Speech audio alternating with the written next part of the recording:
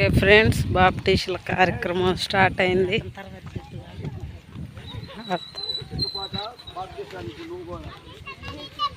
చదువుదాం.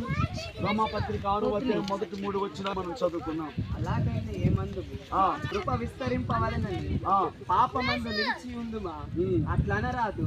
పాపము విషయమై చనిపోయిన మనము ఇక మీదట ఎలాగూ దానిలో జీవించుము. క్రీస్తు యేసులోనికి బాప్తీసము పొందిన మనమందరము ఆయన మరణములోనికి బాప్తీసము పొందినమని మీరు ఎరుగరా? కాబట్టి తండ్రి మహిమ వలన క్రీస్తు మృతులలో నుండి ఎలాగూ లేపబడినో అలాగే మనము నూతన జీవము పొందిన వారమై నడుచుకున్నట్లు మనము బాప్తీసము వలన మరణములో పాలు పొందుతాము.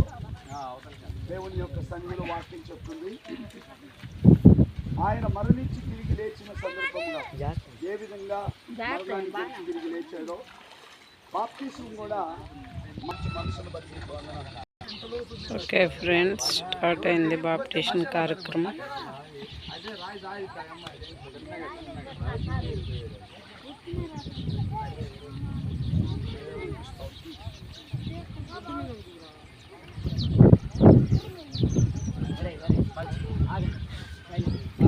దేవుని పని కోసం ప్రాణం పెట్టాలని నమ్ముచున్నావా? ఆయన ప్రాణం పెట్టడం ద్వారా నీ పాపాలకి పాప క్షమాపణ దొరికిందని నమ్ముచున్నావా?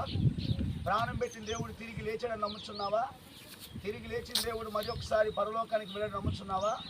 మరి ఒకసారి ఆయన రెండవ రాత్రిలో రాబోతుందని నమ్ముచున్నావా? మరి నీ అంతటి నువ్వే వచ్చావా? ఎవరైనా నిన్ను బలవంతం చేశారా? నీ అంతటి నువ్వే వచ్చావు. ఎవరైనా వచ్చి నువ్వెందుకు తీసుకున్నా, యేసయ్య నమ్ముకున్నావని చెప్పి నీ వెనకాయ మీద కత్తి పెట్టి లేదా కన్ను పెట్టి నువ్వు యేసయ్య నమ్ముకుంటున్నావు కాబట్టి నేను చంపేస్తానంటే యేసయ్య కోసం చావైనా మరణమైన జీవమైన సిద్ధమేనా?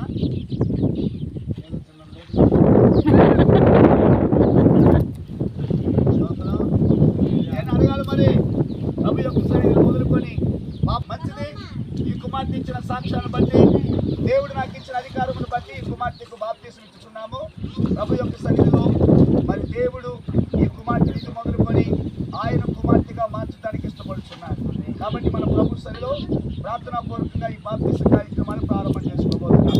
ప్రేమగలిగిన మా తండ్రి, పరిశుద్ధుడానికి వందనాలు. ప్రభు ఈరోజు దొడ్డపాడి గ్రామంలో ఇరువురికి బాప్తీసం ఇవ్వడానికి కృప చూపించాం. బాప్తీస కార్యక్రమాన్ని ప్రారంభిస్తున్నాం. ఆనాడు ప్రభు యోర్దాను నదిలో మీరు కూడా బాప్తీసం ఇచ్చి యోహాను ద్వారా బాప్తీసం పొంది అయ్యా ఈ మాదిరిని మీరు కొనసాగించమన్నారు. ఎందుకంటే నమ్మి బాప్తీసం పొందిన వాడు మాత్రమే రక్షించబడతాడు, నమ్మని వానికి శిక్ష విధించబడుతుందని చెప్పారు. ఈరోజు నీ కుమార్తె ఒప్పుకుందయ్యా, నీ కోసం చావైనా మరణమైన దేనికైనా సిద్ధమైన. కాబట్టి ఇది మొదలుకొని ప్రభు ఇంతవరకు చేసిన ప్రతి పాపానికి క్షమాపణ కలుగజేసి ఇది మొదలుకొని నీ కుమార్తెగా జీవించినట్లుగా సహాయం చేయమని యేసు నామములో అడుగుచున్నాము తండ్రి. ఆమేన్.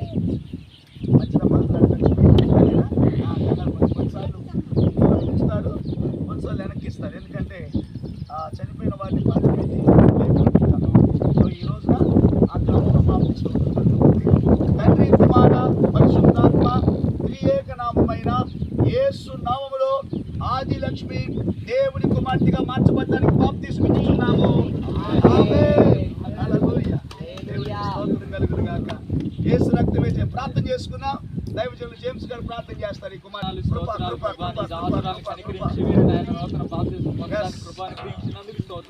ఇది మొదలుకొని సాక్షిగా ఉండే భాగ్యం తెచ్చారు. దుష్టుడు ఆటంకాలు తొలగించారు. ఈ బిడ్డకి మంచి ఆరోగ్యాన్ని కలుగు చేయండి. ఈ సాక్షిగా ప్రతి కృపను తెచ్చారు. ఇవి ఇచ్చిన ఆయన గొప్ప ధన్యతను బట్టి స్తోత్రాలు చెల్లిస్తూ నీకే మహిమ ఘనత ప్రభావాలు చెల్లిస్తూ నజరేయుడైన యేసు నామములో ప్రార్థించి పెడుతున్నాం తండ్రి. ఆమేన్. తండ్రి, కుమార, పరిశుద్ధాత్మ త్రియేక నామములో ఇది మొదలుకొని ఈ కుమార్తెకు నయోమి అనే పేరు నామకరణం చేయబడుతుంది. దేవునికి స్తోత్రం. హల్లెలూయా. ఇప్పుడు దాకా ఆదిలక్ష్మి, యేసయ్యలో నయోమి. నయోమి అనగా అర్థం తెలుసా? మధురము అని అర్థం. ఇక నుంచి తన జీవితం అంతా కూడా మధురముగా దేవుడు మార్చాడు. స్తోత్రం చెప్పండి.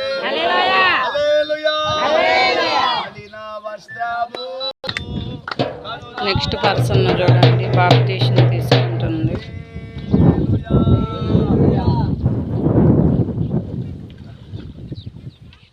సాక్ష్యాన్ని బట్టి, దేవుడు మాకు ఇచ్చిన అధికారమును బట్టి, తండ్రి, కుమార, పరిశుద్ధాత్మ త్రియేక నామమైన యేసు నామములో ఈ కుమార్తెకి బాప్తిస్మం ఇచ్చుచున్నాము. ప్రార్థన చేసుకుందాం.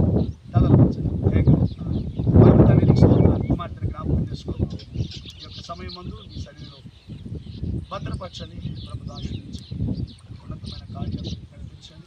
కృపాక్షేమం చేతులకు బలపరిచి ఎల్లప్పుడూ కూడా ఈ సన్నిధి సహాయం ఈ వేలు ఈ కుమార్తె కలుగు తీసుకుని ఏసునామములో తండ్రి కుమార పరిశుద్ధాత్మ త్రియేక నామములో ఈ కుమార్తె రాహేలు అని పేరు